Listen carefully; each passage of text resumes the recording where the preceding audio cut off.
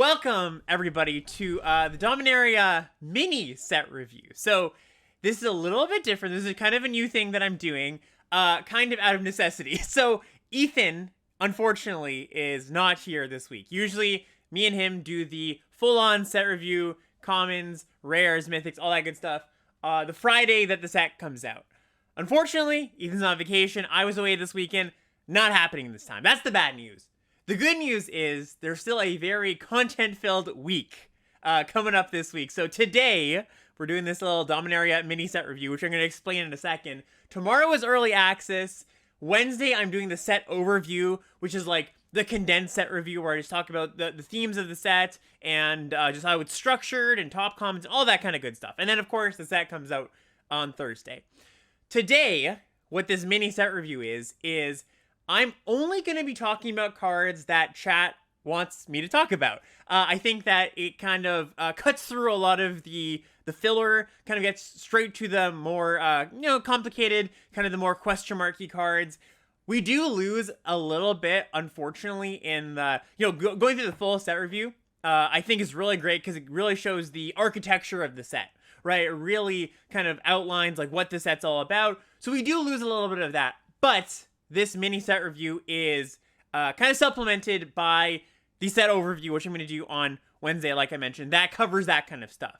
So I figured it's not the best, we're making do with what we have, but I still think this is going to be a really good way to start to learn some of the cards and, just go through, talk about the cards, get you a little bit, oriented with what's happening in the set. So I'm here live on Twitch chat. For those watching on YouTube or podcast form, if I'm putting some of the podcasts, I'm not sure. I'm going to put it on YouTube, I'm pretty sure. Undecided for the podcast. But everybody in the Twitch chat, if you want to there's not really going to be too much of a structure. Just tell me a card you'd like me to talk about, and we'll talk about it, basically. I've got the Twitch chat up on my screen here, which I don't usually. But yeah, we'll just kind of do this free form, and we'll figure it out. All right, so our first card here is Talus Lookout. Okay, so this is 4 mana, 2 blue for a 3/2 flyer.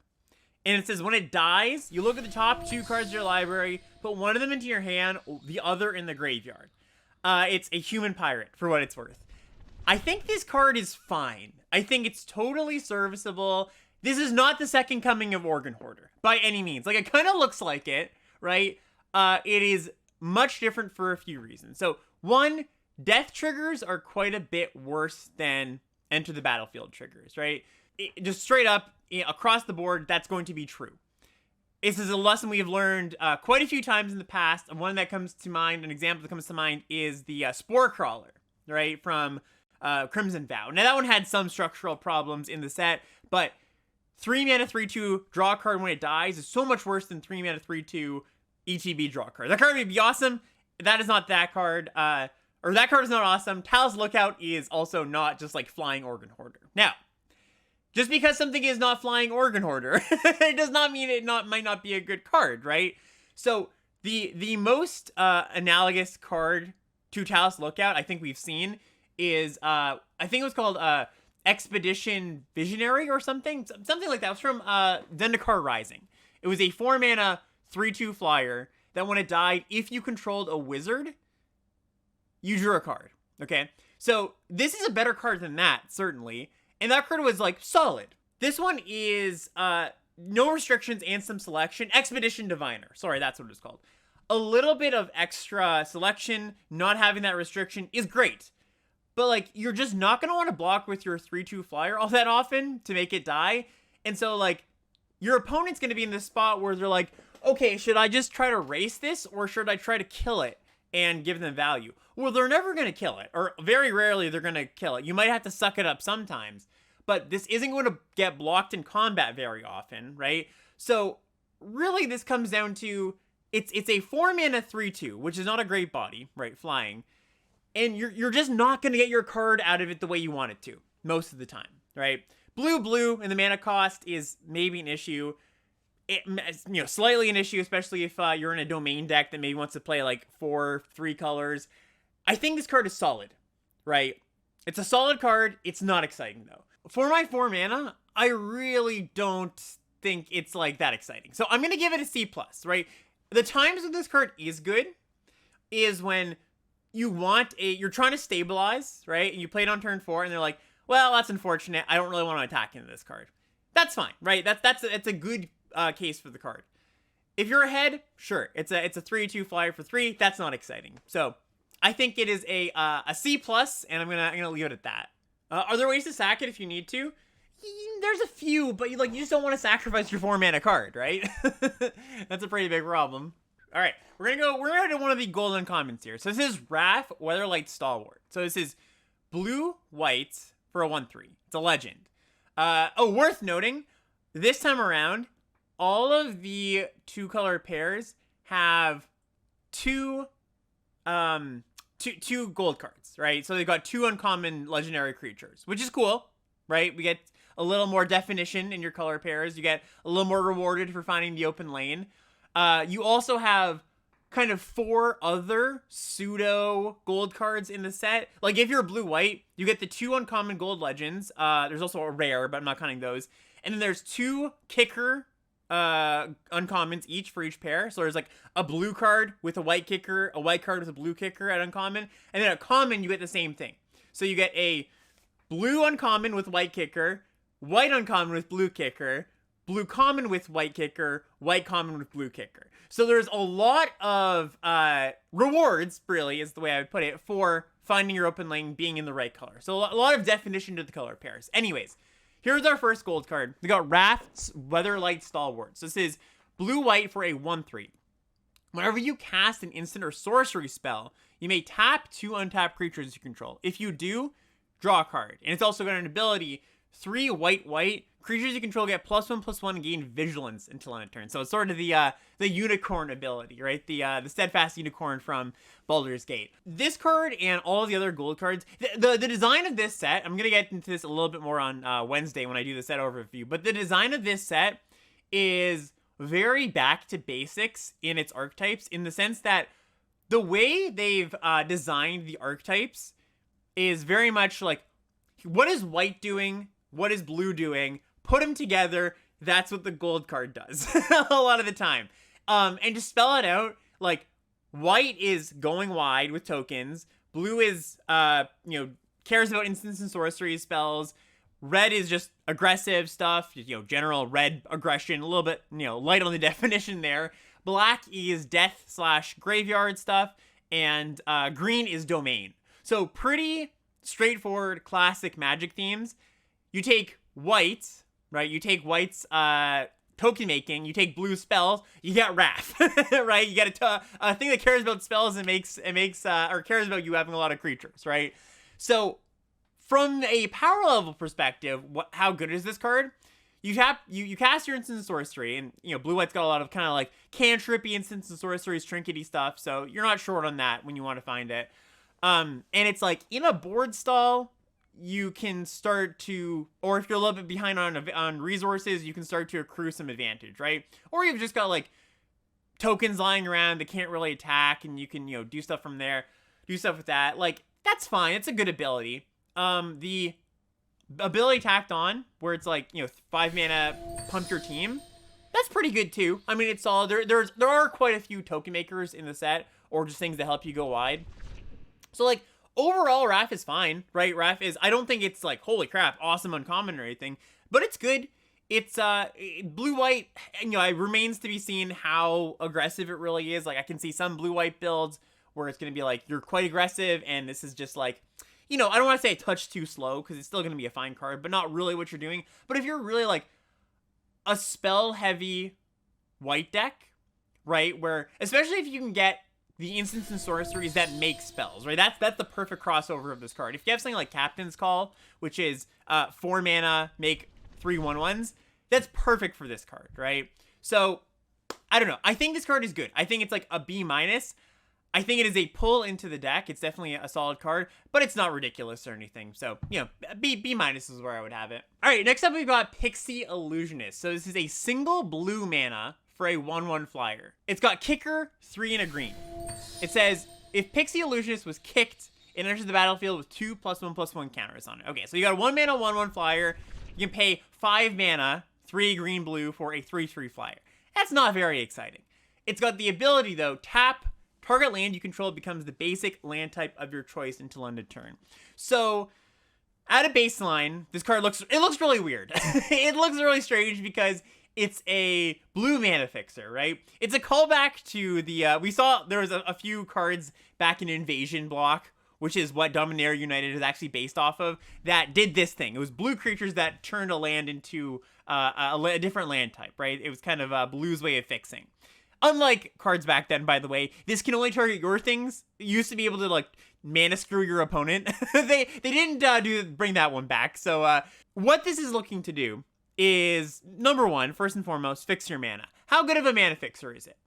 It's not that good of a mana fixer, right? Like, it purely fixes mana. It doesn't ramp you. I mean, you're gonna be happy with it when you're like, okay, cool. Like, I've drawn an opening hand with blue, and no mountains. I can keep this hand, right?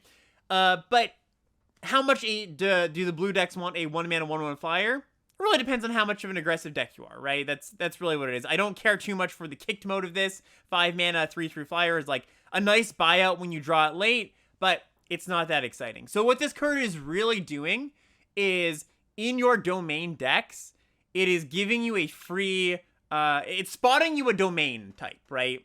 It's giving you a extra land type. And that matters for, the plethora of domain cards in the set. There's a lot of domain cards in the set. How good is buffing a given domain card by one land type? That's really hard to say, because it really matters what your domain card is, because the payoffs, like, they vary so widely, right? So, like, if you have a rare domain card, sure, maybe you care about that. It really depends on the payoff of whatever you're trying to splash or whatever you're trying to, add to your domain count for. Now, the other thing this card does that is kind of interesting is it helps you boost your off-color kicker cards. So let's just, for example, take Rona's Vortex. Rona's Vortex is a single blue mana bounce spell, but you can kick it for 2 and a black to, instead of bouncing the creature, put it on the bottom of that person's library, right? So you could put that bounce spell in your deck, and then, without swamps, and when you draw your Pixie Illusionists, you're just like, okay, cool, like, I get to kick it for the bonus mode. So, like, that comes up some amount of the time, too. I don't know how incentivized you're going to be to, like, pick up off-color kicker cards that you can't hope to kick unless you have stuff like Illusionist, or there's a lot of cards in the set that, like, give you a one-shot, oh, now your land is now this kind of thing. It really is going to depend on how we build the decks, right? How the decks are going to want to be built. I think this card looks a little bit underwhelming, but I do think there are going to be decks that check all the boxes, right? You've got domain payoffs, you've got kicker cards with off-color kicker activations that you're going to want that. And, like, maybe you're in the market for a 1-mana 1/1 flyer sometimes, and you're more blue aggressive decks. Like, I can imagine this, right? A blue-red aggressive deck where you have some of those, exactly, Rona's Vortex is a good example, where it's just like, okay, I just put that in my deck, and then sometimes my Pixie Illusionist helps cast that card, right? So this card, it's really, really difficult to give a grade to, because it's exactly the kind of card where context matters, like, not just in your deck, but how the domain decks are going to play out, and how, like, how you're going to want to prioritize different cards in domain decks. It's unclear whether it's going to be like, okay, just take all the kicker cards and find some way to be able to cast them, they're off-color costs, or it's going to be more like, you don't really want to do that, and you're leaning more into, domain, but you've got, like, a base of 2 colors. Unclear, right? If you're in the world where you want to just load up on all the kicker cards and load up on all the domain payoffs in your domain decks, yeah, this card's going to be pretty good because it enables that stuff. Does it enable it any better than some of the other enablers? Not in particular. So I think overall it's going to be a fine card in those decks, but not a great card overall. So that's like, a C-. All right, so next up we got Cut Down, which is a single black mana for an instant. It says destroy target creature with power and toughness totaling 5 or less. Okay, so you can shortcut this to, it kills a 1, 2, maybe a 3-drop, maybe a 4-drop if you're lucky, right? That's a pretty wide range, but also it doesn't kill all of those things, right? It doesn't kill some 2-drops, some 3-drops, most 4-drops it won't kill. But 1 mana to kill, most likely kill a 1 to a 3-drop, that's pretty good, right? So like you can kind of just think of this as a shock plus or minus sometimes, right? It's going to be better against some cards than a shock, worse against some cards than a shock. Obviously a shock that doesn't go upstairs. So totally solid removal spell. I don't think it's like busto bonkers or anything, but really solid. I would give this one like a C+. Could even creep into the B- range, you know? Yes, that's a really good point. So there's Micromancer, which is a card that we might get to at some point here, but it's a 4 mana, 3 and a blue, 3/3 that ETBs. You go search your library for a spell that costs 1, or an instant or sorcery, sorry, that costs 1. Pretty good thing that you'll get off your Micromancer. Next one here is Flora, Ferris, Vine Wall. So this is 1 and a green for an 0/2 defender. It says, and it's a wall, which matters. Or I guess defender is the more important part. When the Vine Wall enters the battlefield, you look at the top 6 cards of your library. You may reveal a land card from among them, put it into your hand, and then put the rest on the bottom of your library in any order. And it's an 0/2. So let's just break this card down. The baseline of it is it's a 2 mana 0/2 defender that draws you a land, almost certainly. Not 100%, but your math is like, you're like 90% to hit, right? Maybe a little bit less than that. I actually don't know the math offhand, but it's around there. The body on this is so inconsequential, though, as an 0/2 for 2, that it basically only matters for blocking once, right? It'll gain you 3 life or whatever. So you've kind of got a Revitalize type card where it's drawn you a land and you've gained some amount of life. It doesn't reliably fix you. You can't count on this for fixing. And yeah, it's just like not an exciting, thing to put in your deck as a creature, right? It doesn't do that much. So where you're looking to past that is, well, for the defender deck, right? And there is a defender deck that, remains to be seen how good it is. My gut says not that good, but if you care about this being a defender and it just sits on the battlefield being a defender and maybe blocks a 1 power creature, how good is that? Still not that good. I mean, I think you're probably better off to just like play a different defensive card in your defender deck, right? I'm a little bit dubious of the defender deck in general for reasons that we could get into later, but especially because your defender decks don't look to be base green, right? They're like blue, black, and the best payoff is in white. I guess you could inject a defender theme into a domain deck, but like at that point I think you're kind of just stretching. So really this is like a really filler 2-drop if you've got some domain stuff going on and you've got some defender stuff going on. So it's like a situational D. What about a sack fodder in black green with bone splinters? Yeah, that is a reasonable spot for it, right? I think that's probably its best use case, right? Sack into bone splinters, sure. I just think even then, this isn't like the card that you're like, oh man, I'm doing it. It's just like, all right, it fills the role, right? How real would the body have to be to feel like it's an okay play? I think if this is an 0/3 defender, it's a lot better. I think this is kind of like purposefully an 0/2 defender, right? Because I think an 0/3 would make it pretty desirable for some decks. All right, next up, we've got Captain's Call. So this is 3 and a white for a sorcery. Create 3 1/1 white soldier creature tokens. I think this card's quite good. I think this card is probably a bit deceptive if you just like haven't played with a card that makes multiple creatures before.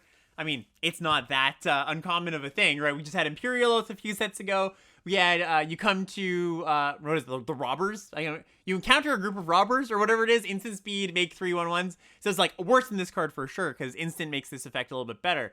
But you got to take in the context of the set, right? So, white, like I said, white is, its thing is go wide, right? It just really cares about going wide in so many of its payoffs, so many of its enablers.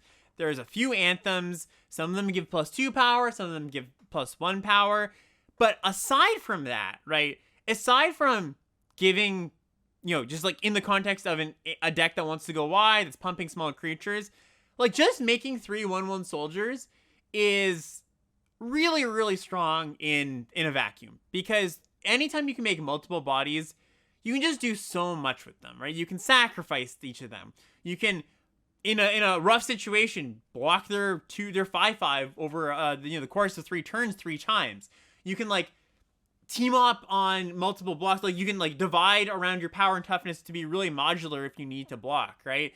So it's not a card that is going to be bad in a vacuum, and it's just a card that goes up and up and up as you have the synergies, right? The inspired charge effects, the anything that gives +1/+1 to your whole team, things that care about like put a +1/+1 counters on all your cards. So I think this card is solid.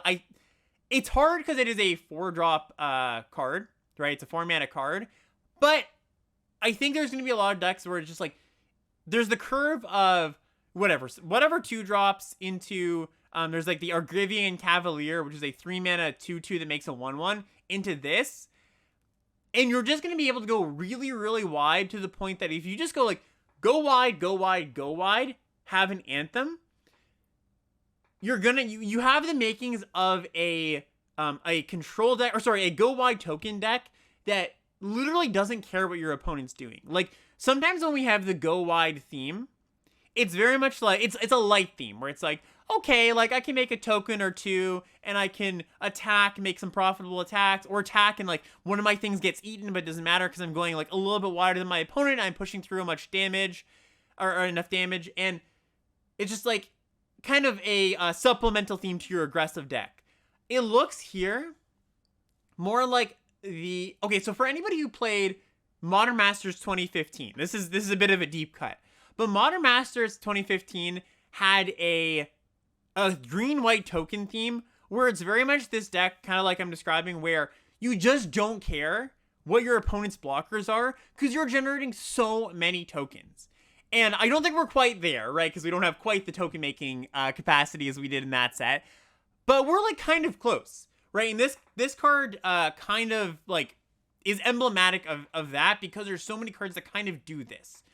So I am a fan of just like anything that can make a bunch of tokens, right? Anything that makes 2 or 3 bodies because there's so many ways to modify them. So I'm going to start pretty high on this. I'm going to give this like a C+, B- potentially. Yeah, I'm a fan of this in the context of the set and even just like outside the context of the set.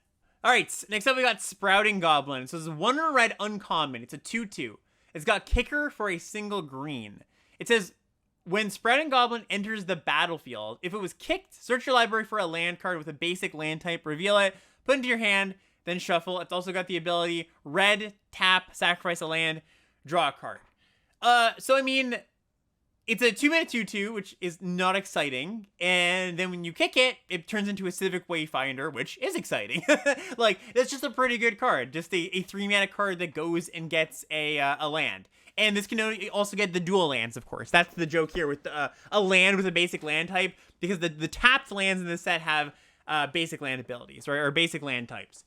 So, like, one of the things about this set is I think it's really cool the way they've designed things, where as much as I was saying that the archetypes are very much, here's what white brings to the equation, here what's blue brings to the equation, put them together, you get blue-white spells go wide. I also think there's a lot of room for like a little bit off-plan stuff going on. Like, so green-red is kind of billed as an aggressive green domain deck. Like, it's kind of just build in a way that doesn't make a lot of sense because green wants to go long. Like, it's the classic tension we see a lot of the time where it's like red wants to be really aggressive, green wants to be green wants to be playing a bunch of expensive things, wants to make the game go long, and there's not really a lot of overlap there, right? Gruul continuing to be Gruul, which, is if we're following the trends of recent sets, is not a particularly good thing. This card, though, is just pretty powerful. Like, if you're a domain deck with red mana in it, this card's great, right? This card is really, really fantastic. You're not going to really care too much about this card in your red aggressive deck. Like, it's got, if you just look at it as 2-mana 2/2, red, tap, sack a land, draw a card, that's a fine ability, but it doesn't really add that much to your aggressive deck, right? It adds something, but when you're talking about aggressive cards, you really, really care what your card does on turns like 2 to 5. You don't care as much about the the buyout clause, or like the worst case scenario. It's like, okay, well, if I flood out, my 2/2 can draw me some cards. But the thing is, you're still just playing a 2-mana 2/2, right? So it's just like, if you put this in your black-red deck, you're not that excited about it, right? Also, the combo of like sack a land, draw a card is not exactly a combo. It's got an inherent dyssynergy with itself, which isn't the biggest deal, but it's kind of a thing. So it's kind of a fake monocolored card with green kicker, right? A lot of the cards are actually kind of like that, right? Where it's like, if it has kicker of a different color, which all the kicker costs have, there's nothing in this set where it's like kicker the same mana cost as its mana value. It's all off-color stuff.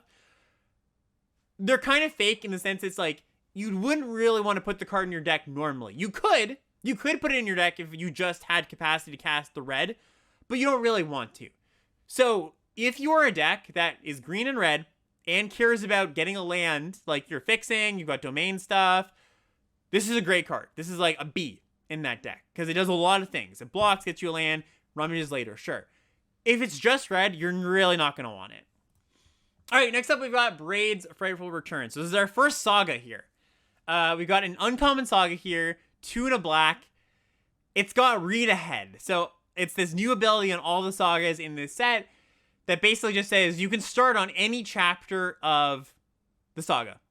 So you can skip chapter 1, go to chapter 2, or you can skip 1 and 2, go to chapter 3. It doesn't loop back around or anything.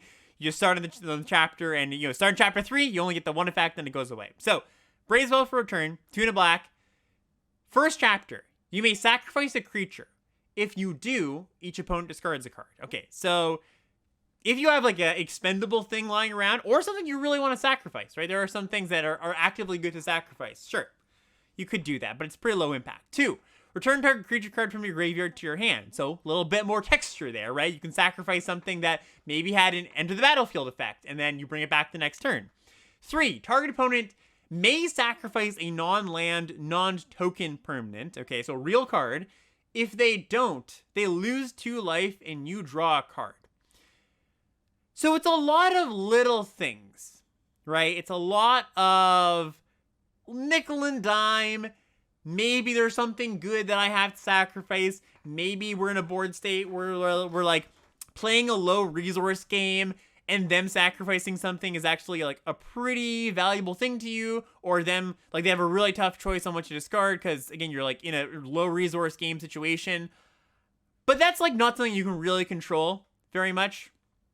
It's not something that you're gonna really reliably be able to build your deck towards being in a low resource situation for both players. Like, if they have just cast like a creature that draws a card when it enters, or just a draw spell or whatever, this card looks pretty bad, right? Because, like, they're just not going to care that much about it, right?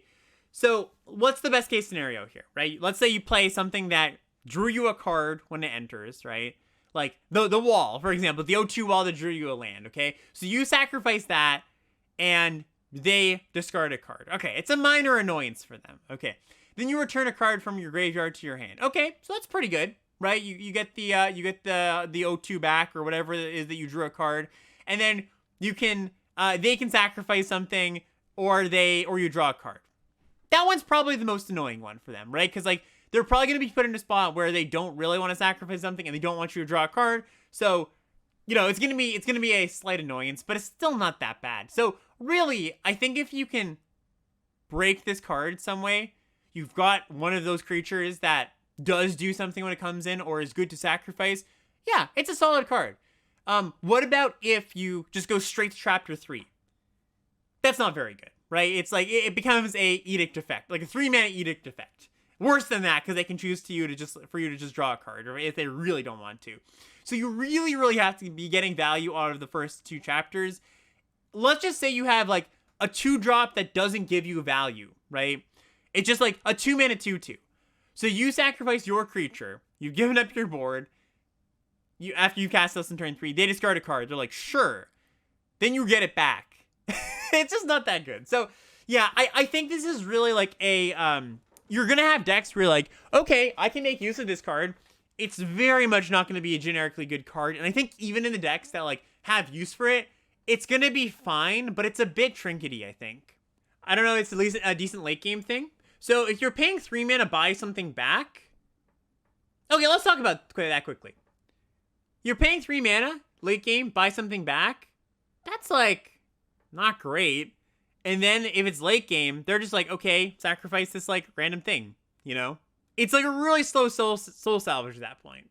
It's soul salvage minus, right? Because drawing a random card is probably worse than getting back another creature at that point. And they can just choose to sacrifice something. So I don't think it's very good in the late game either. All right, next up we got Death Bloom Gardener. So this is Tuna Green for a 1/1 Death Touch. It taps to add 1 mana of any color.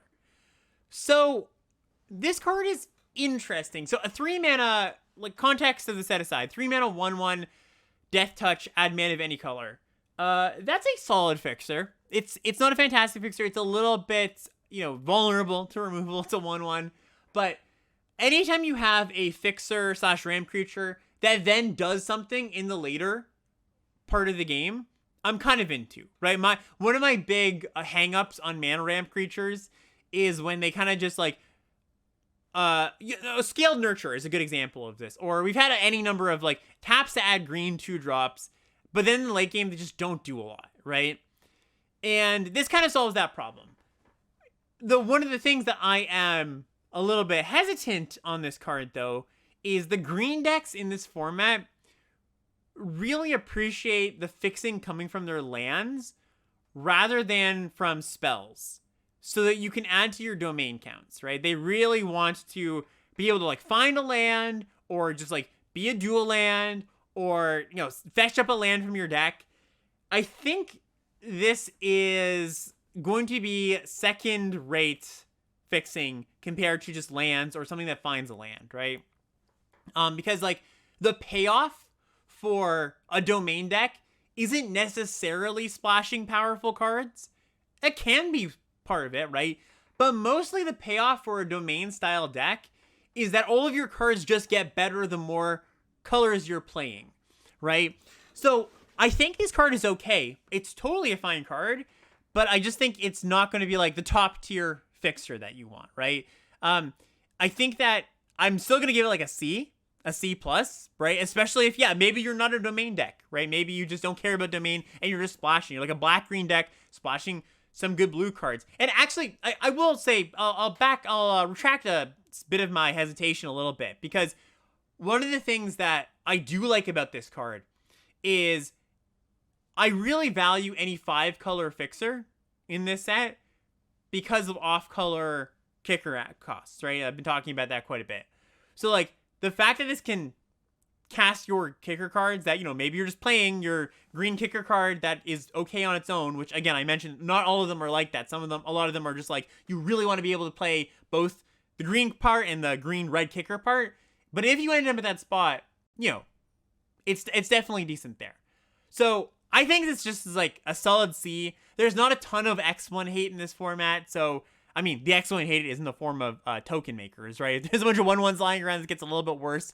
Actually, that's another knock against the card, right? Is that there's a lot of token makers running around, so the death touch doesn't matter that much because you're not going to have to fight like an individual threat. It's more like my opponent's going wide some amount of the time, so against the white decks, this might not do what you want exactly.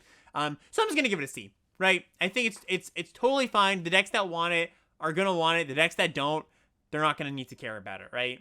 All right, next up is Voda Sea Scavenger. So it's 2 and a blue for a 3/2. It's got Domain. When it enters the battlefield, look at the top X cards of your library, where X is the number of basic land types amongst lanes you control. You may put one of those cards on top of your library, but the rest on the bottom of your library in a random order. So this card's kind of funny because there's a colorless card in this set that might just be better than this card. What's it called, Kurt? Chat, do you remember what this card is called? Yeah, so here's the card I'm comparing it to. Automatic Librarian, 3 mana, colorless, 3/2. When ETBs, you scry 2. That's mostly going to be better than that card, right? Like, than the blue card. So, I mean, let's say the best case scenario, you're in a domain deck that can, like, reliably get to, like, 3 or 4 domain.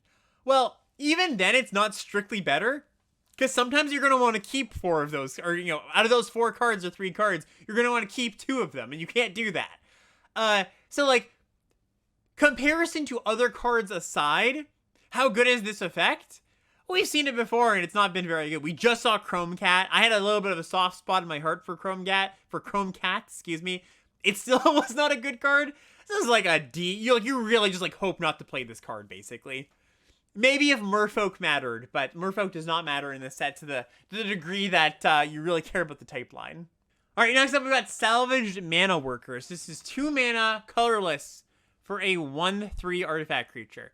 It's got add 1 mana of any color. Activate this only once a turn. So once per turn, you can filter your mana into this, right?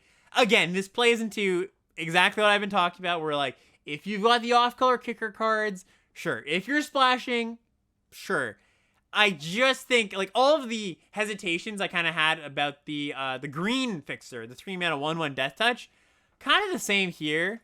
Like, you're paying like 2 mana for a 1/3, so its body is like, it's worse than the 1/1 Death Touch.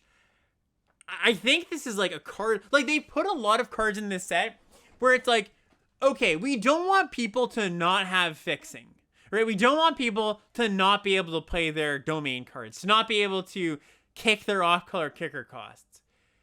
But a lot of it's just not exciting, right? And Salvage Mana Worker definitely falls in that spot of like, sure, you can do it. It serves a role, but man, it's just not that good, right? So yeah, I think this is a D. I think this is not a card I'm looking for at all. All right, next up we got Timely Interference. So this is a single blue mana for an instant. It's got kicker 1 in red. So it says, target creature gets -1, -0 until end of turn. If this spell was kicked, that creature blocks this turn if able. You draw a card. Okay, so base rate of blue, give something -1, draw a card. That's going to cause quite a bit of pain for any deck, any blue deck, or being on the opposite side of a blue deck that's attacking you, namely a blue-red deck, right? Because that is kind of blue-red's shtick. It's blue-red aggressive spells. This card's really, really obnoxious if you plan to get into combat. Like, I'm not even talking about the kicker part right now, right? But just like the jump from, like, we've seen 2 mana -2 draw a card, right? That card's not great. You make that a 1 mana effect, and obviously you don't make it -2, you make it -1, but that's a significant upgrade on that kind of card, right? You add in the kicker here of 1 in a red, target creature blocks this turn with table, right? Well, it's not going to win like all the combats you want it to, but there's going to be a lot of spots where this is going to be kill your thing, I draw a card for 3 mana, right? And the kicker here, didn't mean to do that, but the kicker here is that you can always cycle it. That's the greatest part of this, because there's a lot of cards that are like, oh, it's kind of aspirational to be like, sure, I can set up this cool situation where it's like, oh, I might be able to set up a 2-for-1, and it never happens, or it rarely happens. If that thing isn't going to happen, you can just cycle this card, right? So I'm a big fan of this. Part of this is that I think red-blue is pretty good. I think the cards that look to go in red-blue are quite strong. I think blue is pretty strong. I think red is decent. So yeah, I think this card's good. I think I'm going to start this as a B-. I could even see this as a B. Like the other thing to think about too is a blue-red spells deck kind of just wants 1 mana cantripping instant, right? That's the other thing to look at for this card. Like that's a huge part of this card. That, or just like, it doesn't have to be blue-red, blue-white, right? Just the fact it's a 1 mana cantrip. You're really going to appreciate that in a lot of your decks. Sure, yeah, worth noting, you can't just play this without having a target. It has to cycle at some point. You can't just do it on turn 1, right? Or you need like a creature to target, but I think that's like mostly marginal. Next up, we got Take Up Shields. This is 1 and a white for an instant. It's a common. Put a +1/+1 counter on target creature. It gains lifelink and indestructible until end of turn.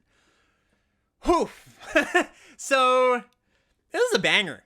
This is a real sick card. So for those who haven't played with Feet of Resistance, which is 1 and a white instant, put a counter on something.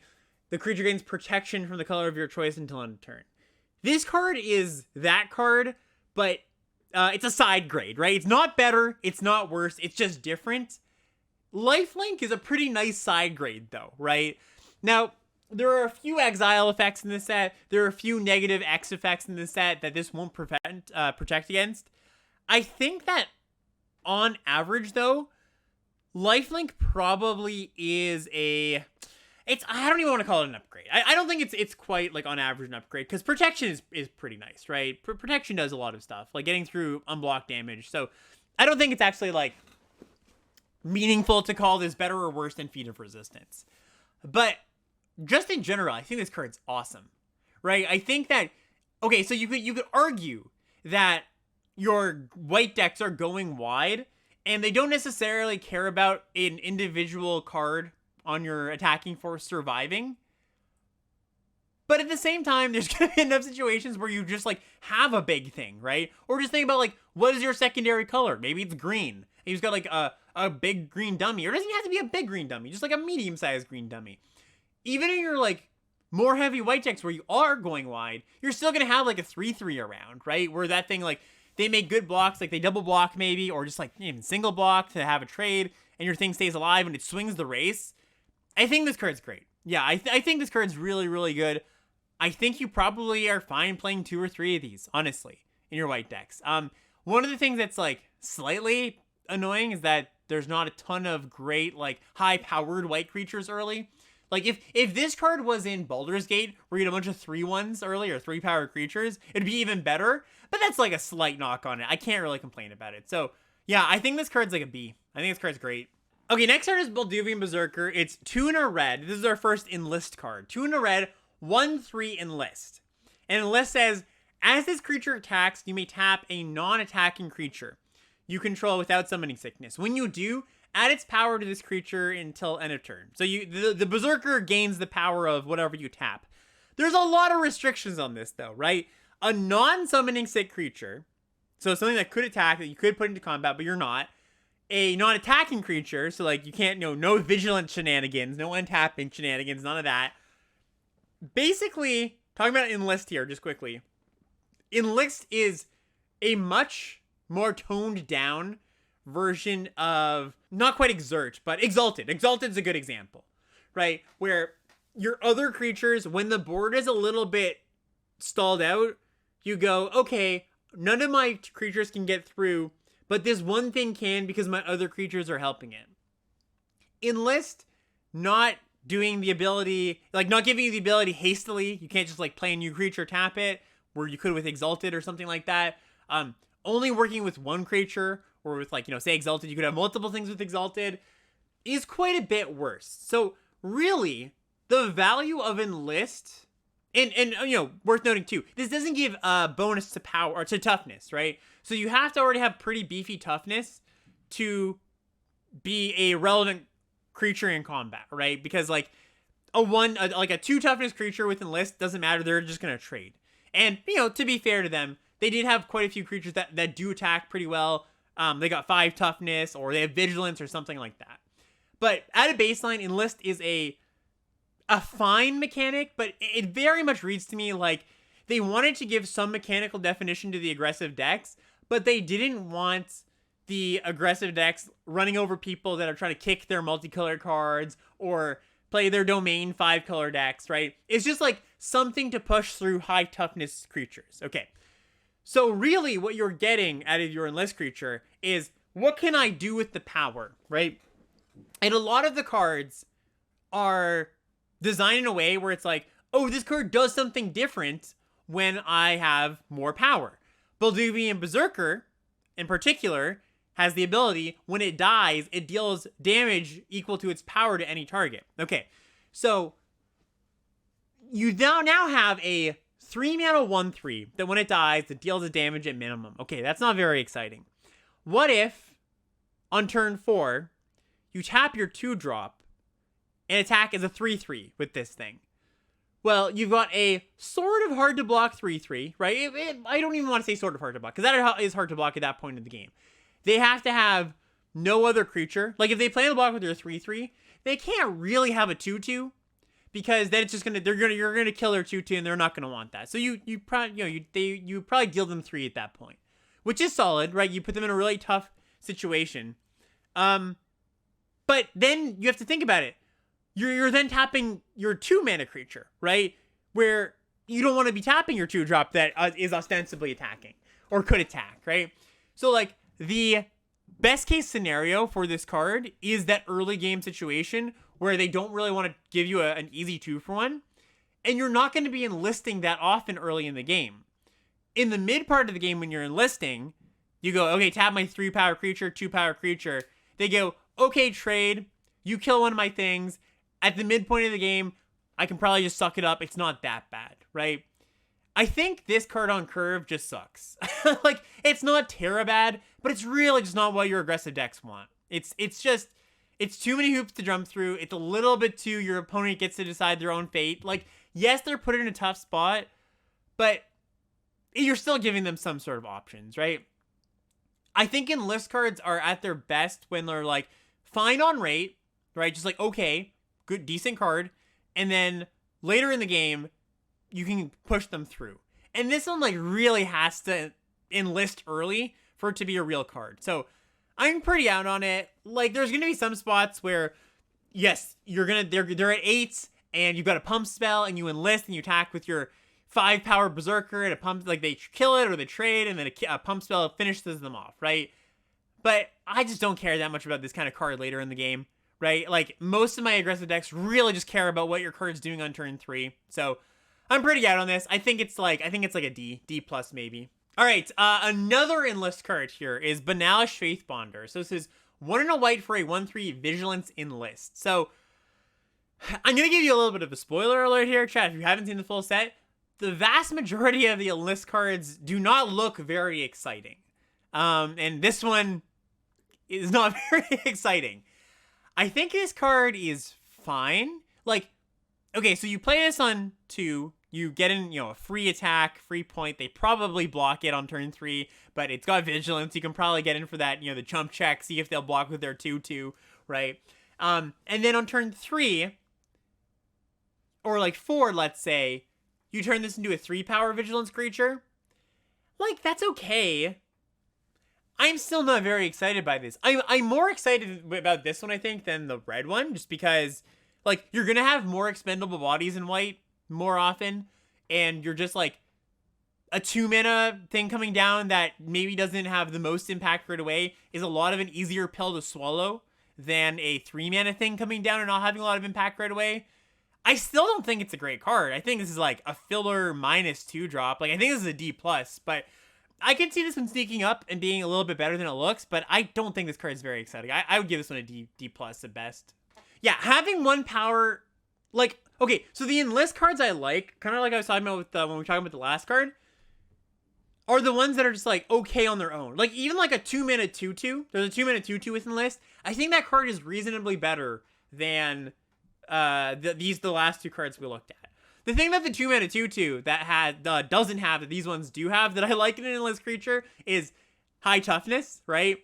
But like, if you can find an Enlist card that is a great mix of high toughness and good on its own without needing to enlist, I think that is solid, right? That's a good card, but there's not many of those. All right, so next up we've got Gibbering Barricade. This is Tuna Black for a 2/4 Defender. So this is part of the Defender tribal deck, or it could be, it doesn't have to be. It's got Tuna Black, an ability, sack a creature, you gain a life, you draw a card. So we've seen this kind of card before. It was on a 2/3 without a Defender. So like, if you're a defensive black deck that has some fodder, black-white potentially could be a little more defensive sometimes. I think blue-black even have some spots where like you're going to have some expendable small blue creatures, some expendable small black creatures. Like, this effect is pretty good. I think this card is decent. Yeah, I think this card's pretty solid. The 1 life gain. So we've seen versions of the card that didn't gain life, right? It was just like, I think it was the one from Theros Beyond Death. You actually felt the difference quite a bit when you don't gain life off this. Like, this is, a lot of times it's the difference between your opponent being able to burn you out and not.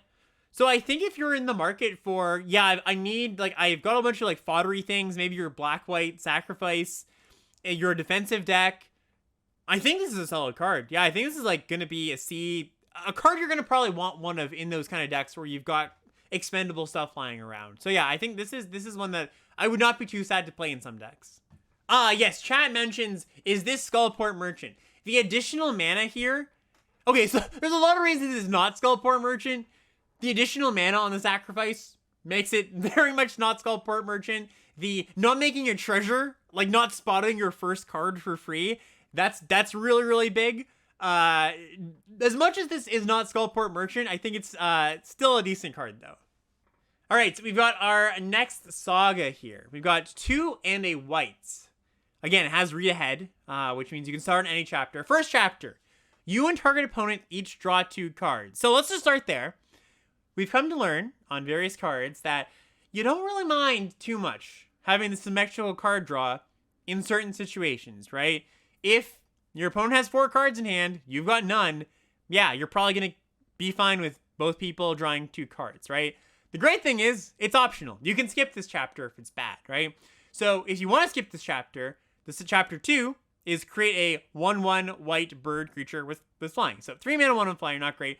Chapter 3, put a +1/+1 pound counter on each of up to 2 target creatures. So overall, like, let's say you're in a position where you've emptied your hand and you want to refill.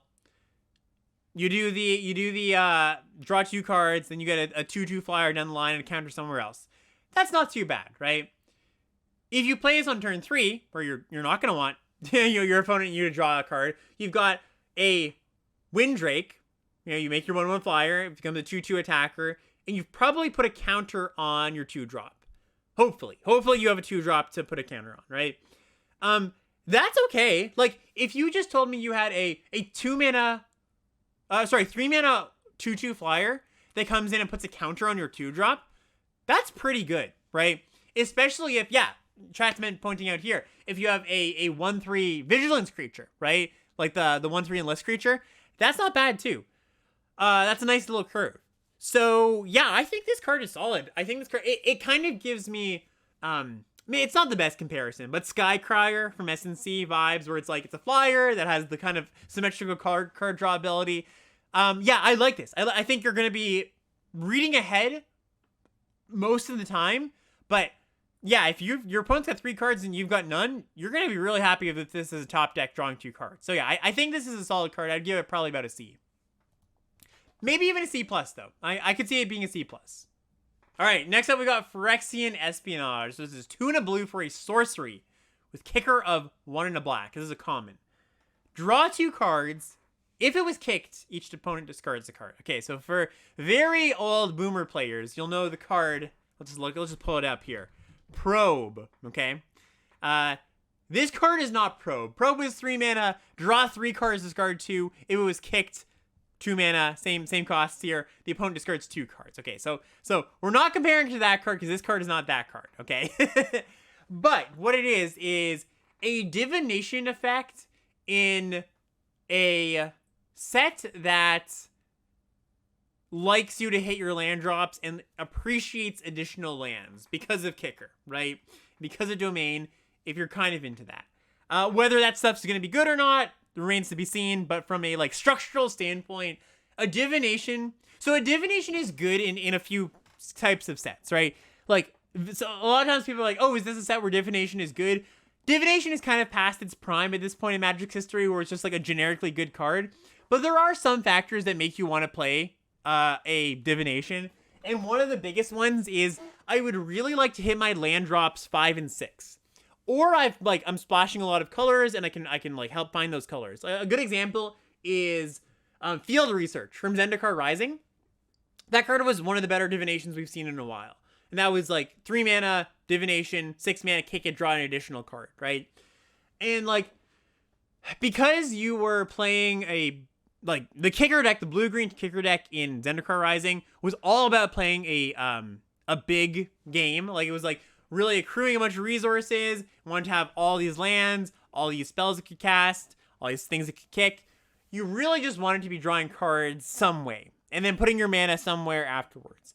So if you're in that spot in this set, if this set does lend itself to those kind of decks, which I think could be very possible in blue-green, blue-black control potentially, like where divination is just an acceptable thing, then this card at a baseline is fine. Another thing that makes a divination better is when the 2-drops aren't particularly pushed, and the 2-drops in this set are not particularly pushed, right? Because like if you need to cast your divination to hit land drops in turn 3, and your opponent's got like a 2-mana creature that attacks very, very well, you're just gonna die, right? Your opponent's gonna be like, all right, cool, you cast divination, awesome. So like the kicker part of this card, sure, like it's nice little bonus, nice little upside. It's really, really not the part I'm looking at this card though.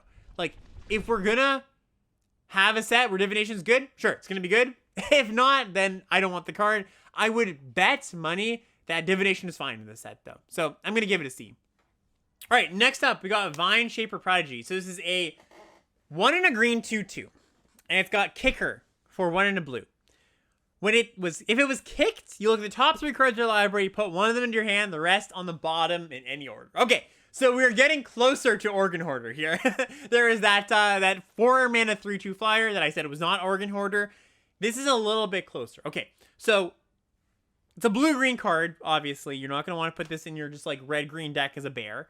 Unless, like, here's the thing. Unless you have outs to kick it. If you have outs to kick it, you could consider it. But, again, I don't know if that's the way decks are going to be built, where it's, like, opportunistic kicker, right? I think it's more going to be...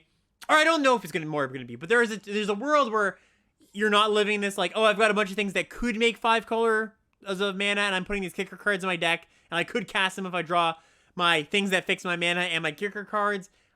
Or it could be a world where it's like, yeah, this is just a secret blue-green card. You're only putting it in your green-blue deck, okay? So I'm not sure what world we live in. But let's just imagine we're living in the blue-green world where it's just like, yeah, you're only putting this in your blue-green base deck, okay? Or, 90%. An Organ Hoarder that has 2 power and doesn't care, like, you're not drawing additional cards from cards going to your grave and putting disturb cards in your bin is, like, a lot worse than it might seem. Like, if you're making that direct comparison, Organ Hoarder, I think, is quite a bit better than the Prodigy. Because the great thing about Organ Hoarder is that 3rd point of power, minute traded with so much more than you're at 2/2, right? And it also was more of a threat, right? I think it was more of a threat where it's just like, yeah, you can, you can clear the way, attack with your 3 power creature. That matters quite a bit. What this card has on Organ Hoarder, of course, is the downside of Organ Hoarder, just having a bunch of Organ Hoarders, is that, like, sometimes you're missing your 2-drop, right? And if you've got 3 of these, then you can play one of them on 2. So, like, solves a problem there, right? It does solve an inherent problem. I don't think that solving of that problem really matters, though, that much, right? Like, I think you solve that problem naturally if you just have a good curve in your deck, right? You just will draw 2-mana creatures more often or 3-mana creatures more often, right? So it's like, yeah, if you are blue-green, or again, if we live in that world where you're like opportunistically casting or splashing for the kicker side, where you've got a bunch of 5-color fixers, sure, right? Like, I think this is a good card. I don't think it's amazing though, and it's not Organ Hoarder. It really isn't close to Organ Hoarder, I don't think. So I would just give it like a C+, maybe even just a C.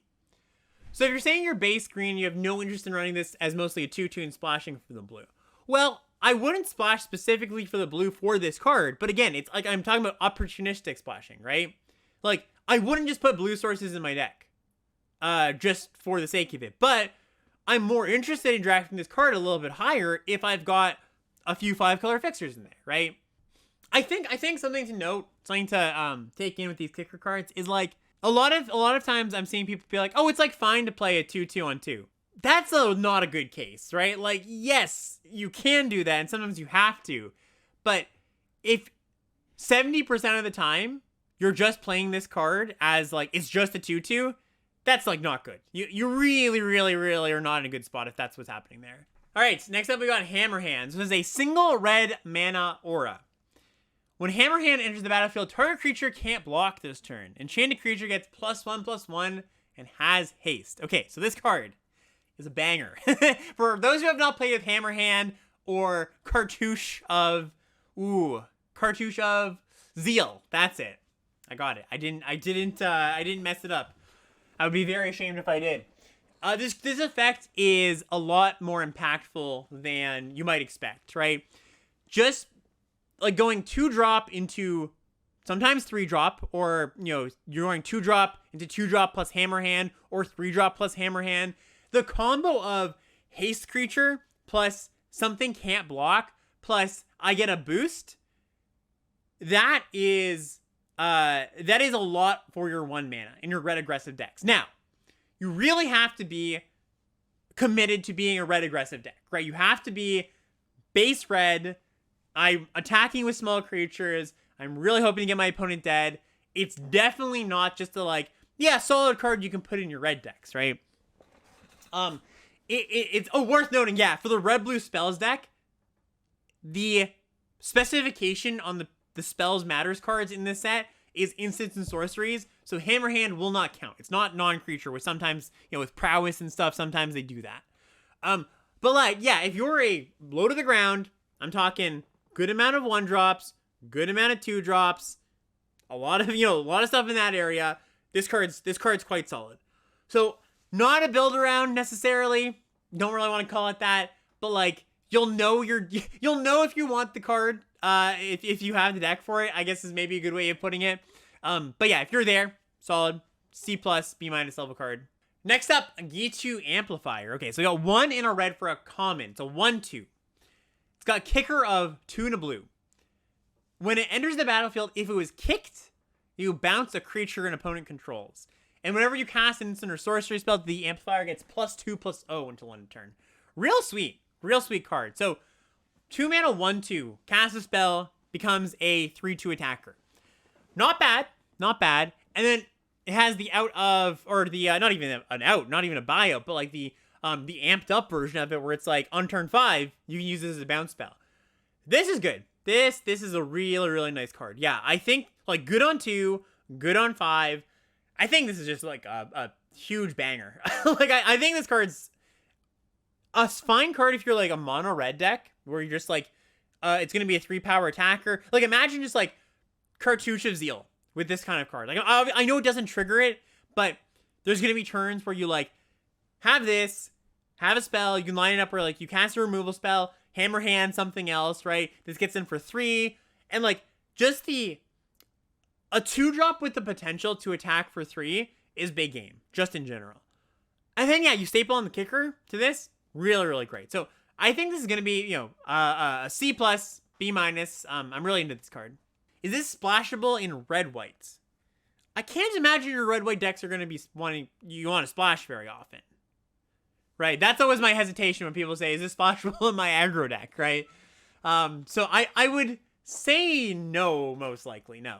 Fires of Victory is up next. We got 1 in a red for an instant. Kicker, 2 in a blue. If this spell was kicked, you draw a card. Fires of Victory deals damage to target creature or planeswalker equal to the number of cards in your hand. Okay, so early on, it's going to kill something. It's going to kill a 2-drop, going to kill a 3-drop, going to kill a 4-drop. Great, okay. When you have this card in your deck, you want to hold your lands, right? Before, lands after turn 5, obviously, because your 5th land is going to be able to kick this card. But, you do have to worry at some point that this doesn't kill what you want to kill.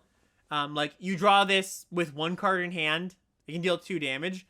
It's still not bad, though, at that point. Imagine this more of a split card as kill a thing early, late game, kill a small thing, draw a card. It's still pretty good then, right? That's still a pretty strong card. I think this card is, I think this card's good. Yeah, I think this card is a card you're, again, you have to kind of think about it. You have to think about, okay, I got this card in my deck. How many lands I want to hold. I'm weighing that versus, do I have card draw in my deck? You have to be really careful about that. But I think this card's good. I think this card is a quality premium removal spell. If you can ever kill something with this, a medium-sized thing, and draw a card off of it, you're going to be really happy with it. So I think in most of the situations you're in, this is going to do a good thing. It's very easy to fall into the trap with this kind of card where you draw it and it can't kill the exact thing you want to kill because it's oh no, they have a 4 toughness creature and I can't kill this thing right on the spot. Yes, it's going to feel bad in that moment, but you're also gonna, like, you have to weigh that against the fact that so much of the time, it's gonna kill an early thing, and it's gonna, like, cantrip kill a mid-sized thing in the late game. So, I would give this a B. I think this card's really strong. You want to be able to kick it, right? That's pretty key. If you can't kick this card, I'm much less likely to want to play it. But if you can kick it, even opportunistically, you got a few free blue sources in the deck, I'm pretty into it. Next up, we've got Tatyova, Steward of Tides. This is green, blue for a 3/3. It says, land creatures you control have flying. It's a legend, by the way, that matters. Land creatures you control have flying. Okay. Whenever a land enters the battlefield under your control, if you control 7 or more lands, up to 1 target land you control, it becomes a 3/3 elemental with haste. Okay. So, she sits on the battlefield as a 3/3 for 3. Not the worst. And if you can, like, play a long game or ramp into her, all of your land drops become 3/3 flyers. That's pretty good. That's a solid card. I think the issue with this card, though, is so much of the time when you're, like, playing this type of deck, where you're, like, a blue-green deck that's ramping into stuff, or you're drawing a bunch of cards, or doing some combination of both, the thing that helps you win the game, you don't care about what that is. And I think this is an okay way of winning the game. But, like, what are you going to do? Hold this until turn 7, and then play your land, and then, like, they kill it, and you're left with a 3/3? That's not that bad, but it's not that good either. It's a 3-mana 3/3. It's you have the buyout of just playing it as a 3/3, but then it's hard to cast. It's green, blue. You have to have your mana lineup exactly right. So I think this card is fine. Yeah, sorry. Yeah, also, the lands don't have flying after that if she dies. Yeah, I don't think that this card is great at all. I think that this card is very, very filler, medium. It's the kind of card that people are gonna love. Like, people love these, like, blue-green, ooh, cool value, get the 7 lands. Like, Zamone is, like, a good example of that from Strixhaven. People are in love with those kind of cards at first glance. Most of them just aren't very good, though, right? I'm pretty into big, like, once I get to 7 mana, big stabilizing thing. Now, like, comes down, gains life, maybe kills the thing. I'm not so much into 7 mana. Once I get to a bunch of mana, I then start to accrue value slowly some way if the game continues to go on, right? Those are the kind of blue-green cards you really have to be wary of. You're just like, okay, cool. Now I've reached this threshold point. Now I can start to get value. And Tatyova is, like, very much that, right? It's very, very much that kind of card. So I'm pretty low in Tatyova. I don't think she's a bad card. I'm always going to play her in blue-green. I know for sure this is the type of card that people are going to be taking way, way higher than they should. Higher than I'm going to take it, so I'm not going to get it, right? And way, way higher than they should probably. Because it looks appealing, right? It looks like a cool card. It looks cool. Does cool things. It's just not that important for what these kind of decks are trying to do. I think I'm just going to give it a C. All right, next up is Miria's Outrider. This is 4 and red for a 4/4 reach creature. Interesting. I comment. Domain. When it enters the battlefield, it deals damage to each opponent equal to the number of basic lands among creatures you control. Okay, so if this is 4 mana 4/4, deal them 2 reach. How exciting is that? It's not bad. We actually had Pyroclastic Hellion, I think it was called, from Zendikar Rising, where you could, like, pick up a land and deal the 2. And that card was, like, okay, but that also wasn't a set with the modal double face cards. You could reuse your lands, and also as a 4/5, trading a point of toughness for reach. If you can deal 3 with this, does it get a lot better? Not that much, no. I mean, it's like, it gets slightly better. Reach, I care about that very mildly. It's a 5-drop. My bar for 5 mana creatures is pretty high. I don't think this does quite enough to be an awesome card. I would probably just give this a D+. Like, I think you could probably play it. I think you're, like, not embarrassed to put it in your deck, but it's by no means going to be a card I'm looking to play. Like, the Pyroclastic Hellion, that was a card where it's like, oh, I actually want 1 or 2 in my deck, right? Like, sometimes you get into spots and sets or in formats where, like, a certain power and toughness at 5 mana is good enough because it lines up well enough with the rest of the format. Like, I'm thinking Dowser of Lights from Guilds of Ravnica, or the Grizzled Outrider from Call Time, 5 mana 5/5. If like 5 mana 4/4 reach lines up nicely, sure. Like that, this card gets a little bit of equity there. But I think in general, I'm not going to start this card high. So I would start it pretty low. Is this a payoff for Domain? Yeah, that's actually a really good question. No, right? Like, my Domain decks ostensibly like just don't care that much about dealing a little bit of incidental damage. Now, if you have the capacity to like get all 5 Domain types, and you can make this 5 mana 4/4 deal 5, maybe I'm into that. If you're like a more mid-rangey Domain deck, right? I could actually see that. Now that I'm talking about it, I could see that being decent. If you're like a mid-rangey Domain deck, you're not full on ramp where you're like this like kind of mid-range threat you don't care about it too much, but you're also not full on aggressive where it's like, okay, yeah, it's like this card is a little bit too expensive, a little too clunky. I can see myself liking that. I just don't think you're going to want to put too much work into enabling Domain for this, though. So I would just give it like I said, a D+, maybe C-. Next up, we've got Destroy Evil. So this is 1 and a white for an instant at common. Choose one. Destroy target creature with toughness 4 or greater, or destroy target enchantment. Okay, so 2 mana, kill a 4 toughness creatures. That's this is very reminiscent of Valorous Stance, right? Where you can make something indestructible or destroy a creature toughness 4 or greater. Except you're trading in a very important mode to make something indestructible for destroy target enchantment, which is meaningful in the set. Like, there's a few enchantments starting around. Like, it's not nothing, but there's also not like a plethora of them. Worth noting, white has a uncommon Oblivion Ring variant and a common version. So it's gonna come up some amount of the time. And some of the other colors have enchantments here and there. Not very prevalent. But I think that this card, it's really tough. The 2 mana for this is really, really good if it lines up right. If your opponent has 4 toughness creatures. The thing is, though, it's one of those situations where you just like can't bank on that, where this card is going to get stuck in your hand a decent amount of the time. One of the reasons this card is going to get stuck in your hand a decent amount of the time, in this set in particular, is a lot of the late game, like, design-wise, where they put a lot of, okay, what you're going to do in the late game is taken up by kicker. So a lot of the expensive things or places to put your mana don't actually result in larger creatures.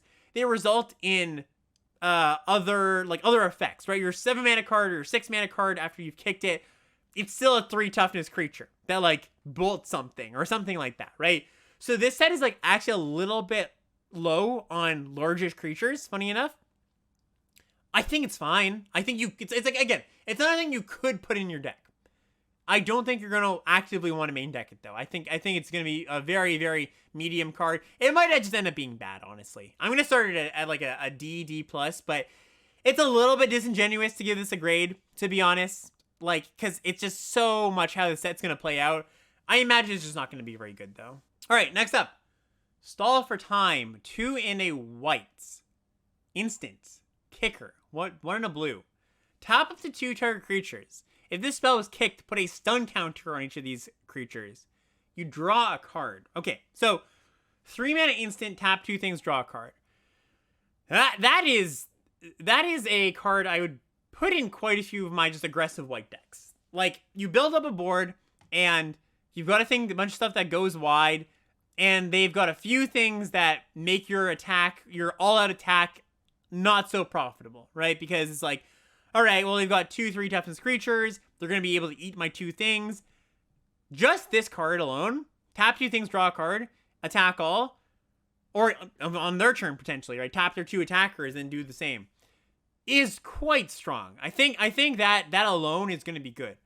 The ability to kick it, then take those 2 things out of combat for a turn or turn and a half or 2 turns or whatever, whenever you kick it, right? Depends on if it's on your turn or their turn. Definitely adds to the card. Definitely adds to the card. Immensely? No, I think I'm mostly happy about this. Is just like the non-kicked mode. It's kind of funny. I was talking about like, oh, you're not gonna, like, a lot of these kicker cards are fake kicker cards because you're not gonna put them in for example, blue-white decks. I think you're gonna put this in a white-red deck a decent amount of the time, right? Having access to the blue is certainly nice, but not that needed, I don't think. So yeah, I'm pretty into this card. I think that I would probably give it like a C+ to start off with, B- potentially. Just the way that I am imagining the white decks playing out, of like, yeah, you're gonna be making the board clogged a little bit because you're gonna be going wide. Your opponent probably can't attack you that well, and this like just like taps down the exact right things. I'm pretty into that. I think that's quite good. Oh, thoughts on stun counters? I mean, it's not a new mechanic by any means. It's just like what we've seen. Like, it's just new wording for this creature doesn't untap, right? Like during your opponent's next turn. It's I don't really have much commentary on it other than we've seen this before, and it's about as good as it is. Like, they can make it more modular where they put 3 counters on it. That's cool, right? But I don't think it's just a cleaner way of doing it. Exactly. Next up, we've got Joint Exploration. 1 in a blue for an instant. Kicker green. Scry 2, then draw a card. If the spell was kicked, you may put a land card from your hand onto the battlefield. So we've got Deliberates for 2 mana. Well, Deliberate is 2 mana. This exact card, but you can kick it to then put a land on the battlefield if you paid 3 mana for that. It's fine. I think it's okay. Some amount of the time you're gonna do this on 3. Draw a card, explore, put a land down. Kind of like Growth Spiral-ish. It is an instant. Got some flexibility. It's decent in like a blue-red spells deck as a kicker card, or sorry, as a cantripping card. I don't think this card's all that exciting, chat. Chat seems to be way more into this card than I am. So like, yeah, I think this card is okay. I do like the fact that it plays well with tap lands, right? Like, being able to put a tap land into play off this is kind of nice. Like, these effects are much, much worse in limited than they are constructed. If you've got a deck that's, like, all top end, all 5s, sure. You're in a good spot with this card. But so often, it's just, like, kind of airy, right? Yeah, and there's not, like, again, there's not a ton of, like, traditional ramp things in this set, chat. A lot of the things are like, now that we've gotten to the late game, I have Domain, and my cards are better than yours, right?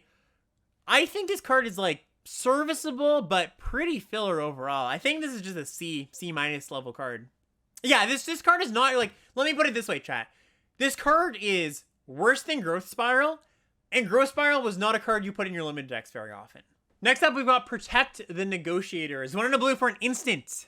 It's got kicker for a single white. It says, if this spell was kicked, you make a 1/1 soldier token. And it says, counter target spell unless its controller pays 1 for each creature you control. Okay.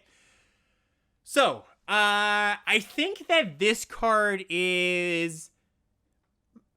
So, I was talking about like the kind of fake kicker cards where it's like you're not going to play this in your decks that aren't blue-white, for example. I don't think you're going to want this in like a blue-green deck very often.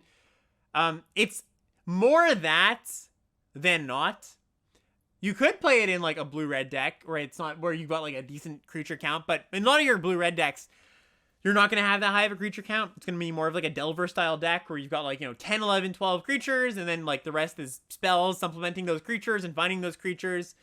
But I think blue-white in particular does make quite good use of this card. So like, if this can be counter a spell, make a 1/1, that's a strong card for 2 mana or for 3 mana. That's quite a strong card. And then like, even in the mid part of the game, this is going to be, I'm talking like a blue-white deck that's making a decent amount of creatures, especially if you go like a 3-drop token maker, a 2-drop token maker. I'm not saying all together, I'm saying like one or the other. There's a 4-drop token maker. Like, in the mid part of the game, this can very much be a mana leak plus. It loses a lot of the value of it. Like, a big part of the value of a 2-mana counter spell is you can cast it on 2, and you lose that. Like, that, you just can't cast this card on 2 unless you've played a 1-drop, which, sure. So it's like, you're mostly hoping this to be, I get a 1/1, I counter your spell. I don't think this card is all that better than your average counter spell. I think it's probably on worse are on average worse than a cancel, I would say. So yeah, I think this is like, maybe that's a bit harsh, actually. Maybe that's a little bit harsh. Maybe it's not worse than a cancel. I'm just gonna say, the button I'm gonna put on this is, in blue-white specifically, which obviously what the kicker says, if you've got the token makers, fine card. Totally fine card, right? And then, like, if you don't have any of that stuff, you're not gonna want to play it very much. I agree, Denialius. Yeah, I agree with what Denialius is saying here. It's flexible and does feel pretty backbreaking when you can, like, counter something, get a 1/1. Yeah, I guess think about that use case, chat. You counter something on 4, and you get a 1/1. Or turn 3. Yeah, because this does counter anything on curve, pretty much, if you've got a creature. Okay, I'm actually a little bit more into this than I thought, now that I'm thinking about it. Okay, this is the first one that's, like, kind of tripped me up. So, imagine this scenario.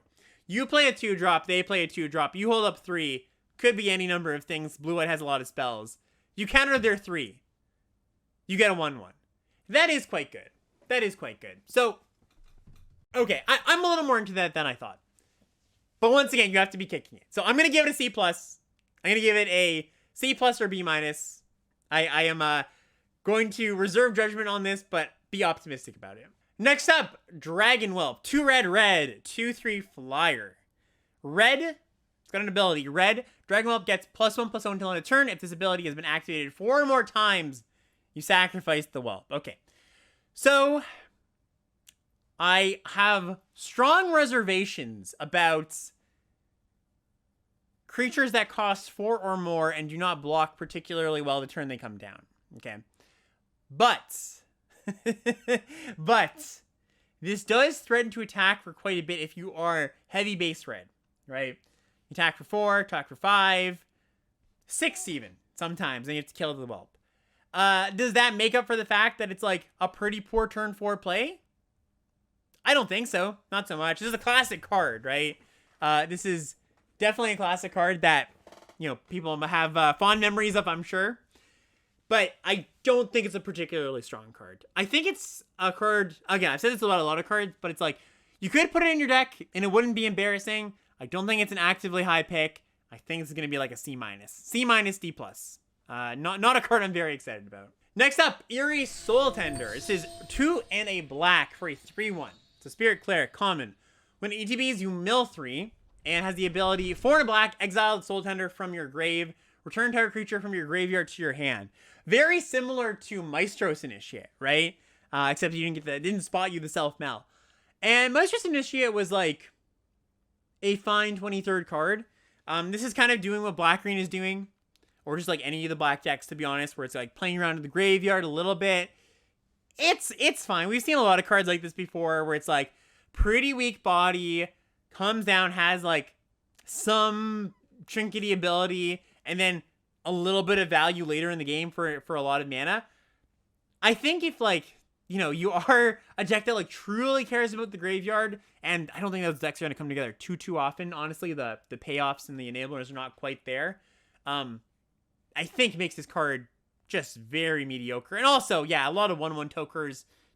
A lot of 1/1 tokens lying around. I think this is probably just going to be like a D. Like, you're going to want to put this card in your deck if you particularly care about the mill 3. That's about it. Otherwise, it's not very good. So yeah, D-. All right, next up we got Keldon Strike Team. 2 and a red for a 3/1. It's got kicker of 1 and a white. Strike Team enters the battlefield. If it was kicked, to create 2 1/1 white soldier tokens, and as long as it entered the battlefield this turn, or sorry, as long as Keldon Strike Team entered the battlefield this turn, creatures you control have haste. Okay, so on its own, it's a 3-mana 3/1 haste. Not exciting, but if your opponent maybe attacks with their 2-drop, you can get in a free hit. 3-mana 3/1 hastes just don't get in all that often. So temper your expectations a little bit there. But what I do like about this card is, and it, just like I was talking with Captain's Call, it's a army in a can, right? 5 mana, even though the 1/1s can't get in most likely the turn that it comes down, right? You have a 3/1 that brings 2 1/1s. I like that quite a bit. Again, there's so many things you can do with additional bodies, whether that be attacking all, using an anthem, sacrificing them, you know, just like a numerous number of things. numerous number. Good talking, Alex. And this is just like another tool in the toolbox of the decks that are just looking to go wide and then Anthem. So there's Heroic Charge, which is a card I'm actually pretty interested in. Like Inspired Charge has been good in sets that have a lot of token generation, and this one does have a lot of token generation. So like, if you can just set up Token Maker into Token Maker, or even just like 2-drop into Token Maker into that 5-drop Token Maker, and then play Heroic Charge, kicked or unkicked, I think that's a lot of damage. I think that is a lot of just damage that your opponent's not going to be able to really do much against, right? Like, it's not like, oh, they can like line up good blocks, have a timely removal spell. There's a lot of situations just going to be like, all right, I'm attacking with my 6 creatures. You know I have charge, but you really can't do too much about that, right? I think this card that we just talked about, the Kellen Strike Team, is just another part of that puzzle. So yeah, I'm a pretty big believer of this card. I would give it a C+. I think it's a really good tool for this deck. All right, next up, we got Micromancer, 3 and a blue for a 3/3 Human Wizard or Uncommon. When it enters the battlefield, you can search your library for an instant or sorcery card with mana value 1, reveal it, put it in your hand, and shuffle. I think this card's awesome. I think there is a lot of 1-mana spells in this set, just in general. Instant or sorcery, sure, I should specify. So it's like a card that, you know, I can definitely see spots where you take it early and then you just like happen to not pick them up, but I think it's going to be pretty difficult to not pick up a 1-mana spell. Like, even if you just go get the cantrip, the -1, draw a card, kick it for red, target creature has to block, like that's just pretty solid. There's also the black removal spell for a single mana, really nice there. There's also like just a decent amount of kicker cards that cost 1 that you can get with this thing. So yeah, I'm pretty into Micromancer. I think this card's a B. I think this card's really, really quite good. Yeah, there's the Flowstone infusion, 1 mana, +2, -2. Yeah, really a fan of Micromancer. All right, next up is Shore Up. Single blue mana for an instant. Target creature you control gets +1/+1 and gains Hexproof until on its turn. Untap it. Okay, so it's a protection spell, obviously. How much do you want a protection spell in your blue decks, though? Is a question that you have to ask yourself. Generally, protection spells are at their best when you are the aggressor. Because, you know, I talk about this a lot, but your opponent needs to be the one to react to your thing. To your, you're attacking with an unblockable creature, or an invasive creature, or you're like the blue-red spells deck, and you've got a cheap threat going on. Really, really nice way to protect your stuff. It's less good if you've got, like, a bomb, and you're like, oh, this Shore Up can help protect my bomb. You're just, like, kind of asking for a lot of things to line up there. I mean, it's not the worst, but it's not really what you're looking for. A 1-mana hexproof trick, though, is really, really annoying. Like, it's serious game if you are an aggressive deck. Like, there was Dive Down in Ixalan for anybody who played that. We've seen a few variations of this, but sometimes this effect costs 1, right? Right, it's not just, yeah, I should say, it's not just hexproof. It's +1/+1 and untaps, right? I don't want to write that part of the card off. I don't want to ignore that. I think this card, again, if you are aggressive, right, if you are looking to attack with small blue creatures, you're blue-red, I think that's a really good place for this card. It's really, really solid. Again, because your opponent's going to have to interact with you first. If you are, especially if you have flyers, I should mention that too. If you're attacking on the ground, it's less important, or it's going to be less effective, because your opponent's just like, all right, I block. I put some number of blockers in front. But if you have like evasive small creatures, yeah, it's quite good there. I think the untap part, I don't know. It looks like chat might be overvaluing it a little bit, but maybe not. Maybe I'm undervaluing it a little bit. Like, I think there's going to be enough tight racing situations where you're like, okay, like I use this just as like try to eat my opponent's creature, right?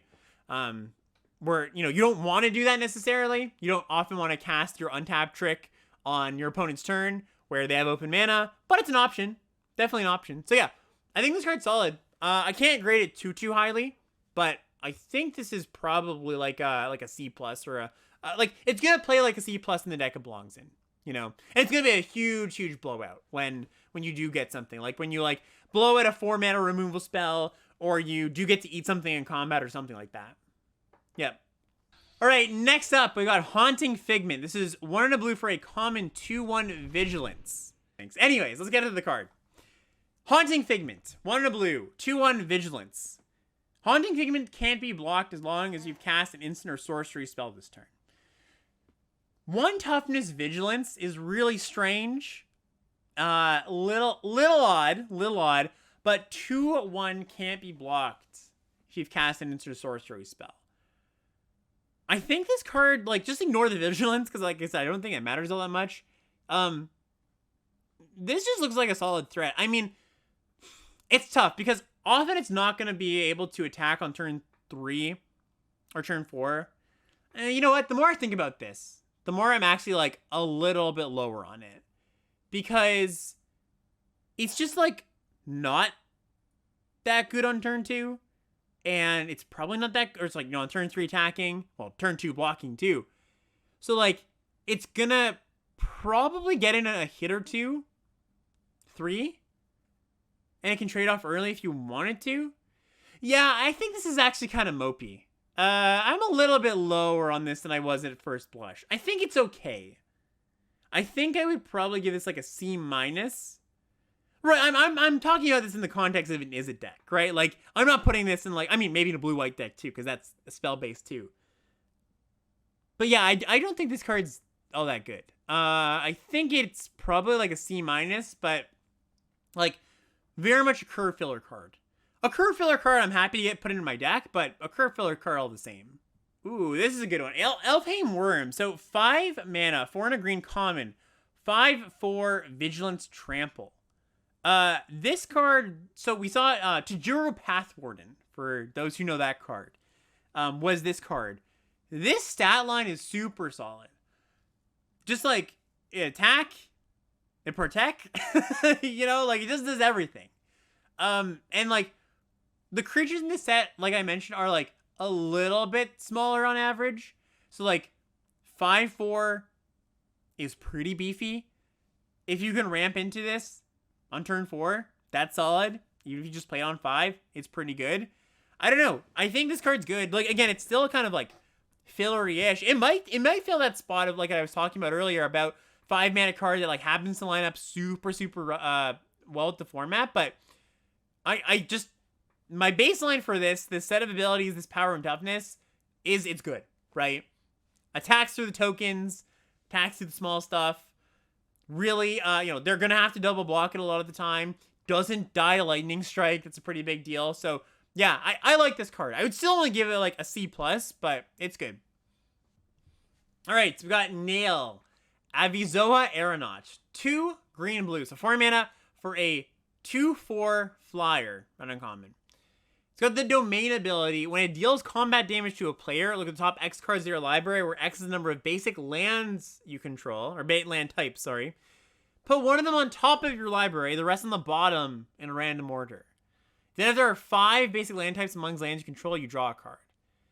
This is like the exact same thing as Tatiova, right? The exact same kind of card, where it's like, it looks very appealing, and you're like, oh, cool, value. But it's like, okay, once I've stabilized, once I've already got my land set up, then I start getting value. You know, it's like, so 2/4 flyer is fine. That's an okay stat line.